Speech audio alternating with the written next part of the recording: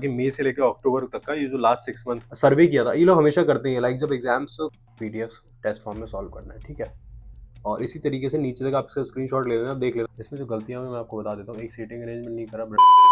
आप सबको हर हर महादेव, स्वागत है आपका एक नई व्लॉग में। और आज है 9th ऑफ नवंबर और जैसा कि आपको पता है कि मैं आपको बताता हूँ एज अ बैंकिंग एस्पिरेंट हमने अपने 24 आवर्स को कैसे प्रोडक्टिविटी से निकाला, और मैं आपको अपनी टू डू लिस्ट शेयर करता हूँ। तो ये रही आज की टू डू लिस्ट, मैंने अभी बना ली है। और 9th ऑफ नवंबर है आज, और हम लोग आरआरबी पीओ प्रीलिम्स और आईबीपीएस क्लर्क मींस को टारगेट कर रहे हैं। और 13 डेज लेफ्ट है क्योंकि हमारा एग्जाम 22 नवंबर को है। और उसी के साथ ये हमारी टू डू लिस्ट है। इस टू डू लिस्ट को हम लोग फॉलो करेंगे। और समय की बात करी जाए तो समय हो रहा है अभी 5:06। ठीक है, तो चलिए फिर सबसे पहला जो काम हम करने वाले हैं वो है हमारा अफेयर्स क्लाउड से वीकली करंट अफेयर्स को करना। मैं तो वीकली करता हूँ हमेशा से, तो ये आपका वीकली है और सितंबर फर्स्ट वीक का भी मैं कर रहा हूँ। और इसको पूरा करते हैं और उसके बाद फिर मैं आपसे बात करता हूँ। इसका रिवीजन कंप्लीट करते हैं, फिर बात करते हैं, ठीक है। अगर करंट अफेयर्स की बात करूँ तो स्टार्टिंग से मैं अफेयर्स क्लाउड से ही करता हूँ, क्योंकि मेरा ऐसा मानना है कि आपको किसी एक सोर्स पे ही रिलाय रहना चाहिए। अगर आप 36 सोर्स देखोगे तो आप खुद परेशान हो जाओगे, और उसी के कॉन्टेक्स्ट में मैं आपको बताता हूँ। और हाँ, एक चीज और जो मैंने आपको बोला था कि मैं आपको बताऊंगा कि मई से लेकर अक्टूबर तक का ये जो लास्ट 6 मंथ का है, इसको रिवीजन कैसे करा जाए, वो भी एक सिंगल पीडीएफ से, है ना। तो उसके लिए सबसे बेस्ट ये है, मैं आपको दिखाता हूँ कि देखो अभी आपको पता है कि इसका एसबीआई क्लर्क का एग्जाम लगा हुआ है मेंस का। तो अभी अफेयर्स क्लाउड वालों ने ना दो पीडीएफ्स जो है कंपाइल करी है। इन दोनों पीडीएफ्स के बारे में आपको थोड़ा सा आइडिया देता हूँ। देखो, ये एसबीआई क्लर्क मेंस को ही है, ऐसी आईबीपीएस के लिए भी आएंगे और आईबीपीएस पीओ के लिए तो खैर आई थी, मैंने आपको दिखाई भी थी लास्ट। तो जैसे एसबीआई क्लर्क का अगर ओपन करा जाए तो ये जो है ना, ये एग्जाम पीडीएफ है, ये हैंड रिटन नहीं होगी, ठीक है ना। इसको आप ओपन करोगे, ये दिखेगी आपको कुछ इस तरीके से। और इसकी बात करी जाए तो इसमें ये हैंड रिटन नहीं है, नॉर्मल है। इसमें क्या कर रखा है, इसमें देखो मैं आपको दिखाता हूँ। इसमें ना पूरा मई टू अक्टूबर मीन्स अक्टूबर, सितंबर, अगस्त, जुलाई, जून और मई, 6 मंथ्स का पूरा कवर कर रखा है इसमें। और इसमें आपको एज अ रिवीजन पर्पज सबसे बेस्ट रहेगा। इसके कुछ फीचर्स है वो दिखा देता हूँ। जैसे कि ये सबसे पहली जो है वो आपका जो जो मेन सेक्शन है वो सारा कवर करेगी, क्योंकि अफेयर्स क्लाउड वालों ने अभी रिसेंट में बात करी जाए तो उन्होंने ना एक सर्वे किया था। ये लोग हमेशा करते हैं, लाइक जब एग्जाम्स कंप्लीट हो जाते हैं उसका सर्वे करते हैं कि एक्चुअल में कहाँ से कितना कंटेंट आ रहा है। तो देखो ये रहा इनका सर्वे, और इस सर्वे में इन लोगों ने जो चीज फाइंड करी है वो ये है कि देख लो आप, नेशनल अफेयर्स से आपका कितना परसेंट आया, 32%। और इसी तरीके से नीचे तक आप इसका स्क्रीनशॉट ले लेना, देख लेना, जिससे कि आपको आइडिया लग जाए कि एक्चुअल में जो हमारा एग्जाम है उसमें क्वेश्चंस आ किस तरफ से रहेंगे। क्योंकि जब तक आपको ये पता नहीं होगा ना कि कहाँ से आ रहे हैं, तब तक आप तैयारी कैसे कर पाओगे। जैसे कि अभी ये मैं आपको इंडेक्स दिखाता हूँ, ये उसी पीडीएफ का इंडेक्स है जो कि एसबीआई क्लर्क और आईबीपीएस क्लर्क को ओरिएंटेड बनाई गई है, जिसमें बैंकिंग फाइनेंस सबसे पहले दे रखा है, उसके बाद नेशनल अफेयर्स दे रखा है। इसी तरीके से आपको प्रॉपर एक टॉपिक वाइज पूरा मिलेगा। ऐसा नहीं मिलेगा कि यहाँ आपको ढूंढना पड़ेगा, चक्कर पड़ेगी भाई कहाँ को क्या देखना है, पहले नेशनल अफेयर्स ढूंढो, फिर आप अपना बैंकिंग अवेयरनेस ढूंढो, या फिर बैंकिंग एंड फाइनेंस वाली न्यूज़ ढूंढो। आपको कोई दिक्कत नहीं होने वाली। इसी तरीके से ये जो आपको मैं दिखा रहा हूँ, ये है आपकी handwritten PDF. Handwritten PDF से जिसने पढ़ाई करी है उसको अच्छे से पता है। ये भी आपकी मई से लेके अक्टूबर तक की है, और इसमें आपको सारा कंटेंट मिलेगा। इसमें भी आपको टॉपिक वाइज ही मिलेगा। सिंपल ऊपर एक टॉपिक लिखा होगा, उसके बाद उसी टॉपिक से आपको सारा कवर करना होगा। ये तो रही हमारी पीडीएफ की बात। अब इसको परचेज कैसे करना है वो बताता हूँ मैं आपको। अभी रिसेंट में क्लाउड कार्निवल ऑफर चल रहा है। ये अफेयर्स क्लाउड वालों का एनिवर्सरी ऑफर है, जिसमें कि आपको ये 5 नवंबर से 11 नवंबर तक था। अभी आज तो 9 नवंबर हो रहा है, और ये व्लॉग जो 10 नवंबर को आएगा, तो आपके पास केवल एक दिन बचेगा। आप इसको सब्सक्राइब कर सकते हो, एनरोल कर सकते हो इसमें। और इसमें आपको मैक्सिमम डिस्काउंट मिल जाएगा अगर आप MG25 कोड यूज़ करते हो। 70% का डिस्काउंट बहुत होता है भाई। तो इसको फटाफट से अवेल कर लो और पढ़ना स्टार्ट कर दो। अगर समय की बात करी जाए तो 7:02 हो रहे हैं, और ऑलमोस्ट मैंने ये पीडीएफ काफ़ी हद तक कर लिया है ना। तो अब इसको कंप्लीट करने के बाद नेक्स्ट काम जो हमारा है, वो रिवीजन तो डन हो गया। और नेक्स्ट काम जो हम करने बैठेंगे वो ये है कि अब हम प्रैक्टिस करेंगे। प्रैक्टिस के लिए आपको पता है कि अभी फिलहाल मैं कहाँ से प्रैक्टिस कर रहा हूँ। तो आज डे 21 और 22 हम लोग करेंगे। और पहले मैं टेस्ट फॉर्म में सॉल्व करूंगा, जैसा कि मैं आपको बताता हूँ मिनी ब्लॉग में। काफ़ी लोग नहीं समझ पाते, तो अब वो क्लियरली समझ लें कि पहले तो मैं टेस्ट फॉर्म में सॉल्व करूंगा। टेस्ट फॉर्म में जो भी मार्क्स आते हैं वो दिखाता हूँ आपको। उसके बाद फिर जो रह जाएगा फिर उसको पीडीएफ से करता हूँ, और जिससे कि कहाँ कहाँ गलती हो रही है उसको एनालाइज करके और आगे वाले टेस्ट में जो है वो इम्प्रूवमेंट आ सके, ठीक है। तो सबसे पहले प्रैक्टिस कंप्लीट करते हैं, उसके बाद फिर आपसे बात करते हैं। अब मैं थोड़ी सी अपनी प्रैक्टिस के बारे में आपको आइडिया दे देता हूँ। एक्चुअली क्या है ना, सीन ऐसा हो रखा है कि जो मैंने प्रैक्टिस जितनी मैंने करी हुई थी, जो मैंने जो गलतियां करी हैं, वो तो मैं खैर आपको अभी एग्जाम्स खत्म हो जाएंगे तब मैं आपको बताऊंगा कि क्या क्या गलतियां रही मेरी। बट हाँ, एक चीज़ जरूर मैं आइडिया दे देता हूँ आपको कि देखो यार, सिंपल सी बात है। सबसे पहला जो टारगेट रखो ना, वो रखो कि क्वेश्चन आपसे बनना चाहिए। दूसरा टारगेट होना चाहिए आपका कि वो टाइम के साथ बनना चाहिए। ये नहीं है कि आप टाइमर ला के बैठ जाओ, क्वेश्चन आपसे बन नहीं रहा, तो कोई फायदा नहीं है। इसीलिए पहले मैं यही करता था कि पहले मैं क्वेश्चन बनाता था। अब आज सिचुएशन आ चुकी है कि आज मैं बैठा बैठा अब अपना टाइमर के साथ क्वेश्चन की प्रैक्टिस करता हूँ। जो टेस्ट फॉर्म में, टेस्ट फॉर्म में सारी पीडीएफ ही लगाता हूँ। अभी बात करी जाए तो अभी फिलहाल मैं सबसे पहले रीजनिंग की पीडीएफ लगाता हूँ, क्योंकि रीजनिंग में मेरे को मजा आता है करने में। रीजनिंग की पीडीएफ करूंगा और उसके बाद फिर जो क्वांट्स की पीडीएफ करूंगा। रीजनिंग और क्वांट्स में बात करी जाए, अगर मार्क्स का डिस्ट्रीब्यूशन मेरा देखा जाए तो वो मैं अभी आपको दिखाता हूँ, आप खुद ही चेक कर लो कि क्या हाल हो रखा है इस समय। तो ये रहा हमारा ये स्कोर है, मैं आपको दिखाता हूँ। ये रीजनिंग का है, 22 डे का ही, और इसमें 40 में से 20 अटेम्प्ट किया था, 20 है।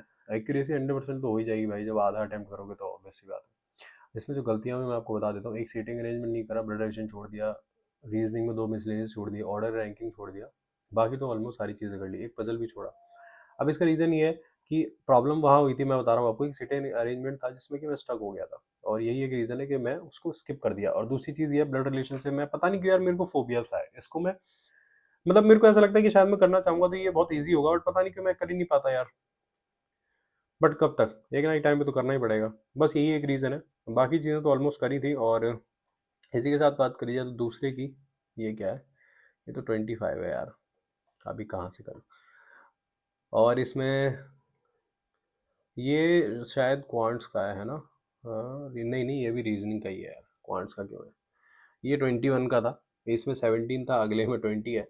स्कोर कुछ भी अच्छा इतना है नहीं यार, मतलब क्या ही बोलूँ इसके बारे में। और अगर आगे बात करी जाए तो ये जो स्कोर देख रहे हो ये आपका क्वांट्स का है, और ये भी ऐसा ही है यार स्कोर। अब ऑलमोस्ट स्कोर की बात करी जाए तो गाइडली में क्या हो रहा है, स्कोर ना वही रह रहा है कि मतलब क्वांट्स में भी वही 20-25 के आसपास, और रीजनिंग में भी वो 20 से 25 के आसपास वो अभी रह रहा है। ऐसा नहीं है कि हमेशा से ही ऐसा रहता है, ना ना। अभी रीजन ये है कि प्रैक्टिस नहीं हो रही, सच बता रहा हूँ मैं आपको।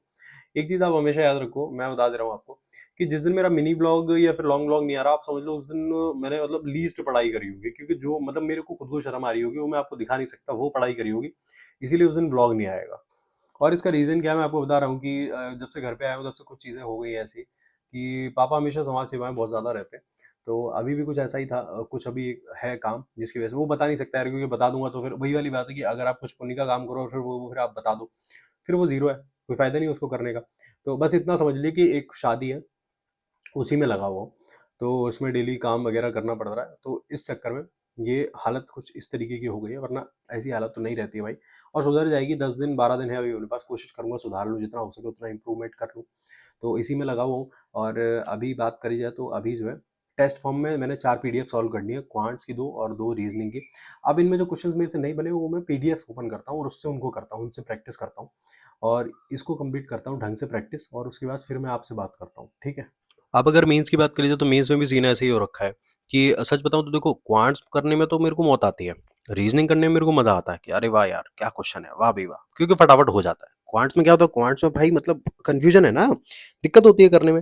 तो क्वांट्स का बैकग्राउंड है नहीं तो मुसीबत तो आने वाली है ही, बट फिर भी मैं ट्राई तो करता हूँ करने की। और अभी बात करें तो अभी मैं टेस्ट फॉर्म में पीडीएफ नहीं कर पाऊँ, अभी मैं जो है ना पीडीएफ नॉर्मल ही कर रहा हूँ, क्योंकि टेस्ट फॉर्म में भाई मेरे से अभी होगी नहीं। और मैंने पहले ही बता दिया था कि पहले आपको कैसे करना है, पहले करना है आपको कि आपसे क्वेश्चन सॉल्व होना चाहिए, और क्वेश्चन सॉल्व होगा उसके बाद कहीं जाके आप इस लेवल पे बैठ पाओगे कि आप उसके बाद फिर उसको टाइमर के साथ सॉल्व कर सको, है ना। समय की बात करें जाए तो ऑलमोस्ट 10 बज रहे हैं, और मैंने जो है सारी जो पीडीएफ फॉर्म में थी वो कंप्लीट कर लिया। जिसको एनालाइज करना था एनालाइज कर लिया, कहाँ का मेरी गलती हो रही है, गलतियाँ पता चल गई, उनको सुधारते हैं और उन पे काम करते हैं, है ना। इसके सिवा तो और कुछ कर नहीं सकते। और इसके साथ साथ मैं एक चीज़ और बोलना चाहूँगा कि देखो, मेरी लाइफ तो पब्लिक है यार, मेरे को तो जो मैं करता हूँ सबको पता होता है, तो सब लोग अपना अपना उसमें थोड़ा थोड़ा ज्ञान तो बांट देते हैं।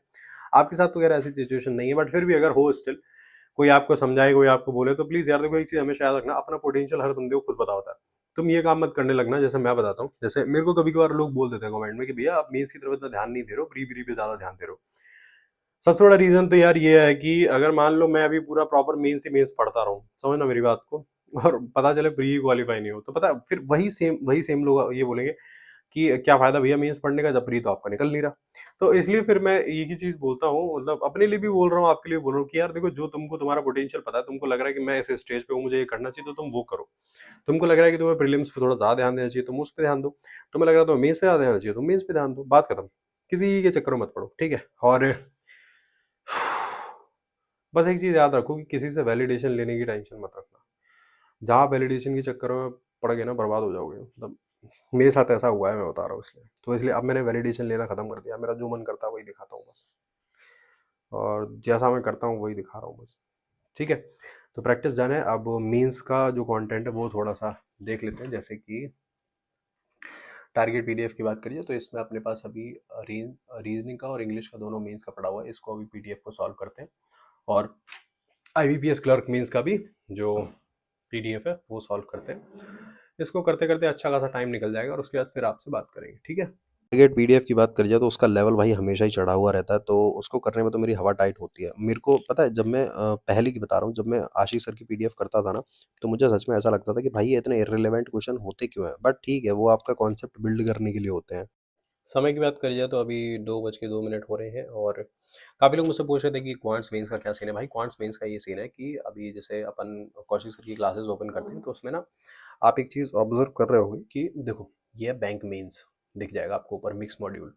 इसको ओपन करो, इसमें से करना चालू कर दो, क्लासेस देखो, क्लासेस समझ आती हैं, अच्छी बात है। नहीं समझ आती एक बार और देखो, उसके बाद फिर क्वेश्चन जो कराते हैं उनको एक बार खुद से प्रैक्टिस करो, धीरे धीरे समझ में आने लगेगा। अभी फिलहाल मैं सेकंड पे ही पढ़ा हुआ हूँ। देखो एक चीज़ जो है मैं आपको सजेस्ट करूँगा, मेंस के लिए सबसे बेस्ट यही होता है कि एक बार आप क्लास देखो, क्लास में जो सर ने कंटेंट पढ़ाया है उसको आप समझो, उसके बाद अगर वो नहीं समझ आता तो एक बार फिर से क्लास देखो, क्योंकि पहली बार क्लास देखो दूसरी बार देखो बहुत अंतर आ जाएगा, दूसरी बार में काफ़ी चीज़ें समझ आ जाएंगी, ठीक है।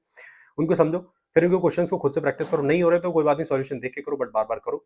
और इतना करने के बाद फिर धीरे धीरे आपके क्वेश्चंस बनने लगेंगे और फिर उसके बाद टाइमर के साथ प्रैक्टिस करना शुरू कर देना, ठीक है। ऐसा ही सब करते हैं, ऐसा ही हम कर रहे हैं, ठीक है। तो क्वांट्स की क्लास ले लेते हैं, उसके बाद फिर रीजनिंग क्लास लेंगे क्योंकि प्रैक्टिस तो ऑलमोस्ट हमने कंप्लीट कर दी है, ठीक है। क्वांट्स में अगर मेंस के मॉड्यूल की बात करी जाए तो ये मॉड्यूल मैं करता रहा हूँ, और सच बताऊँ इनको केवल मैं बैठ के करता हूँ और फिर इस क्लास को दोबारा से पीडीएफ फॉर्म में खुद से देखता हूँ, खुद से क्वेश्चंस करता हूँ। अभी नहीं बनते हैं बट फिर भी क्या कर सकते हैं, कोई और रास्ता नहीं है, इसलिए बस करता चला जाता हूँ और कुछ भी नहीं सोचता हूँ, क्योंकि मेरे को अच्छे से पता है कि जिस चीज़ का मेरा बैकग्राउंड नहीं है उसमें मुझे दर्द तो होगा भाई, दिक्कत तो होगी उसमें मुझे, बट कोई बात नहीं है, कर ले जाएंगे, कोई टेंशन नहीं है भाई, है ना। अभी नहीं कर लेंगे तो आगे कर लेंगे, बट कर जरूर लेंगे, ये फैक्ट है। क्लास ऑलमोस्ट डन हो गई है और अभी अपन लेके बैठ रहे हैं रीजनिंग। और रीजनिंग की बात करें, समय देखो 4 मतलब 4:45 हो रहे हैं। तो रीजनिंग रैंकर से मैं कर रहा हूँ, तो काफ़ी लोग मुझे बोलते हैं कि भैया कैसे कैसे चल रहा है। देखो मैं बता रहा हूँ, इसमें ना सीन ऐसा था कि जैसा रीजनिंग का रैंकर शुरू होता है वो आपका पहले एग्जाम से, जो भी आपका पहला मेंस होता है।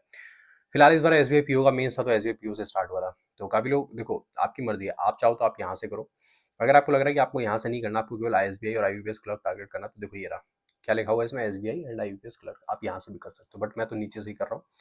तो अभी फिलहाल सेटिंग पजल पे चल रहा था, सेटिंग पजल की पहली क्लास हो गई थी, मतलब आधी हो गई, देखो आधी शो भी हो रही होगी आपको, ये देखो आधी। अब आधी इसको कंप्लीट करते हैं आज और उसके बाद कुछ क्वेश्चंस की प्रैक्टिस करेंगे, फिर देखते हैं, फिर टाइम बचेगा, फिर जो बची हुई क्लासेस है वो करेंगे, है ना। गैप ले लेंगे आराम से, ठीक है। तो रीजनिंग में बात करी जाए तो रीजनिंग में अभी ना जो सेटिंग और पजल के क्वेश्चन चल रहे हैं ना, तो उनमें क्या करा रहे हैं सर, एक कॉन्सेंट्रिक फिगर होता है, उसके क्वेश्चंस करा रहे हैं। वो थोड़ा सा कॉन्सेप्ट अलग हटके होता है, मतलब इतना भी नहीं होता, बेसिक से ही कनेक्टेड है, बट ये है कि एक अपर लेयर चढ़ जाती है मेंस वाली बस। तो वो बैठ के कर रहे हैं, एक दो क्वेश्चन ही कर पाते हैं, बट उसके बाद ये है कि प्रैक्टिस जरूर कर लेते हैं क्वेश्चन की, दो चार क्वेश्चन की प्रैक्टिस कर लेते हैं, बस इतने में अपना काम हो लेता है। और तुम लोग यहाँ तक आ गए तो चैनल को सब्सक्राइब करना मत भूलना, ठीक है। अभी मैंने रीजनिंग की क्लास कंप्लीट कर ली है और इसके बाद न्यूशम की परफेक्शन ले रहा हूँ। परफेक्शन में आज क्लोज टेस्ट वाली क्लास लूंगा और देखते हैं मैम ने क्या क्या पढ़ाया क्लोज टेस्ट में। और वो क्लास कंप्लीट करने के बाद फिर मेरा केवल एक ही काम रह जाएगा, वो रह जाएगा कंप्यूटर की क्लास। तो पहले क्लोज टेस्ट की क्लास ले लेते हैं। और इंग्लिश का तो सीन ऐसा ही है, मैं बता दे रहा हूँ कि इंग्लिश में तो भाई अभी बहुत हल्का हाथ ही रख रखा है मैंने। क्वांट्स और रीजनिंग पे पूरा फोकस है, क्योंकि पहले भाई अपना जो है प्री मजबूत होना चाहिए, है ना। लगे पड़े हैं भाई, काम कर रहे हैं, मेहनत कर रहे हैं, रुक नहीं रहे, सीधी सी बात है। कैसी भी सिचुएशन हो यार, आज हम लोग यहाँ पे खड़े हैं, बस एक चीज़ याद रखो कि तुमने अगर थोड़ी थोड़ी मेहनत करते रहे हो ना, तो एट द एंड तुम्हें रिजल्ट तो मिलेगा ही। बस ये है कि थोड़ा लेट मिलेगा और कुछ नहीं हो सकता। मान लो तुमने मेहनत करी, जैसे मान लो 1%, मैं जैसे अपनी बात करता हूँ, जैसे मान लो काफ़ी लोग मेरे से बोले कि भैया आपने थोड़ी सी गलत डायरेक्शन में मेहनत करी है ना, तो उससे कोई फर्क नहीं पड़ेगा यार। अब मान लो ठीक है, गलत डायरेक्शन में आपने थोड़ी बहुत करी तो क्या होगा, ज़्यादा से ज़्यादा आपको थोड़ा जो रिजल्ट है वो थोड़ा लेट मिलेगा। और ऐसा तो नहीं रिजल्ट ही ना मिले, ऐसा थोड़ी हो सकता है। मतलब गलत डायरेक्शन भी थोड़ा बहुत ही तो हो सकता है, ये थोड़ी कि पूरा ही गलत किया। ऐसा तो होगा नहीं कि बैंकिंग की तैयारी करते करते आप एसएससी की तैयारी करने लगे हो, ऐसा थोड़ी हुआ होगा। ठीक है, सब चलता है भाई, स्टूडेंट्स हो और हर चीज़ एकदम परफेक्ट बनाने की कोशिश मत करो, करते रहो, काम करते रहो बस, ठीक है, मेहनत करते रहो बस, वो नहीं छोड़ना बस, चाहे कुछ भी हो, ठीक है। तो इसको न्यूट्रिशन की क्लास लेते हैं, उसके बाद फिर बात करते हैं आपसे। अब हम लोग फटाफट से इंग्लिश में क्लोज टेस्ट की क्लास कंप्लीट करते हैं। और क्लोज टेस्ट में मैं आपको बताऊं, मैम ने सबसे पहला वर्ड ही ये बोल दिया कि भाई क्लोज टेस्ट का मतलब क्या होता है, मतलब होता है आपकी वोकैबलरी, क्योंकि जितनी अच्छी आपकी वोकैबलरी अच्छी होगी, जितनी आपकी सेंटेंस को पढ़ने की अंडरस्टैंड करने की अंडरस्टैंडिंग जितनी बढ़िया होगी, आपका क्वेश्चन उतना ही आसान होगा, क्लोज़ टेस्ट आपसे उतनी ही आसानी से बन जाएगा। और ये फैक्ट है भाई, ये मैम मतलब अपनी हर क्लास में बोलती हैं, जब भी स्टार्टिंग करती है तो हमेशा ये वाली चीज़ बोलती ही बोलती है। तो क्लोज़ टेस्ट की क्लास कंप्लीट करी, उसके बाद कंप्यूटर लेके बैठा। कंप्यूटर में बात करें तो आज हम लोग इंटरनेट स्टार्ट कर दिया है। इंटरनेट के फ़ोल्डर में केवल 2 आपकी क्लासेस हैं, तो 2 क्लासेस आराम से कंप्लीट हो जाएँगी। एटलीस्ट यार ये है कि धीरे-धीरे क्लासेस कंप्लीट हो रही हैं, तो आपके ऊपर से ना एक बर्डन तो कम होता जा रहा है। भाई मेरे ऊपर से तो कम हो रहा है कि एटलीस्ट यार जो भी होगा, बट ये है कि मैं मतलब आगे बढ़ता जा रहा हूँ, रुक नहीं रहा, कहीं एक जगह स्टक नहीं हो गया। देखो समय की बात करिए तो आप देख सकते हो 8:48 हो रहे हैं और ऑलमोस्ट अपना सारा कुछ डन हो गया है। और अब आप लोग एक बार चलते हैं अपनी टू डू लिस्ट की तरफ कि टू डू लिस्ट में देखें हमने क्या क्या चीज़ करी थी। देखो आज की टू डू लिस्ट मैंने ना कुछ इस तरीके से बनाई थी, दिखाता हूँ मैं आपको। देखो ये रही। सबसे पहले मैंने क्वांट्स का बोला था कि अपने को आरआरबी पीओ का पीडीएफ टेस्ट फॉर्म में सॉल्व करना है, ठीक है। हमने वो कंप्लीट करा। उसके बाद फिर मीन्स की क्लास के जो क्वेश्चंस थे वो, उन क्वेश्चंस को अभी जब कंप्यूटर की क्लास ली थी उससे पहले करा था, ठीक है। तो उसके साथ साथ फिर रीजनिंग की बात करें, रीजनिंग में कंप्लीट करा। फिर रीजनिंग मेंस के क्वेश्चंस की प्रैक्टिस करी थी। आईपीएस क्लर्क की वीडियो भी सॉल्व करी थी, लेकिन आज इसमें बात करें आज मैंने केवल क्वांट्स और इंग्लिश की सॉल्व करी थी, ठीक है। रीजनिंग में कौशल सर का मीन्स का लेक्चर लिया था जो मैंने आपको दिखाया था। परफेक्शन स्किप करना था बट अरे अरे अरे स्किप नहीं करा, इसको कर लिया था, मतलब कि ये डन हो गया था, मतलब कि डन, ठीक है ना। इसी के साथ साथ एडिटोरियल तो स्किप कर ही रहे हैं भाई। रैंकर से क्लास ले रहे हैं, दिखा दिया था मैंने आपको। कंप्यूटर का लेक्चर ले लिया था, 1 घंटे अवेयर्स क्लाउड से पीडीएफ कर ली थी। ये टारगेट पीडीएफ स्किप हो रही है। और 30 मिनट का मॉक एनालिसिस तो वो तो अभी हम बैठ के करेंगे ही आराम से, ठीक है। और इतना करेंगे, उसके बाद व्लॉग वगैरह एडिट करूंगा तो ऑलमोस्ट यार मेरे को 11 तो बज ही जाते हैं। तो ये थी आज की टू डू लिस्ट। और कोई भी क्वेरी हो, कुछ भी चीज़ आपको पूछनी तो कमेंट सेक्शन में डाल देना। और यहाँ तक आ गए तो चैनल को सब्सक्राइब कर देना, वीडियो को लाइक कर लेना और टेलीग्राम चैनल को ज्वाइन करना मत भूलना। तब तक के लिए पढ़ते रहो, मुस्कुराते रहो। हर हर महादेव।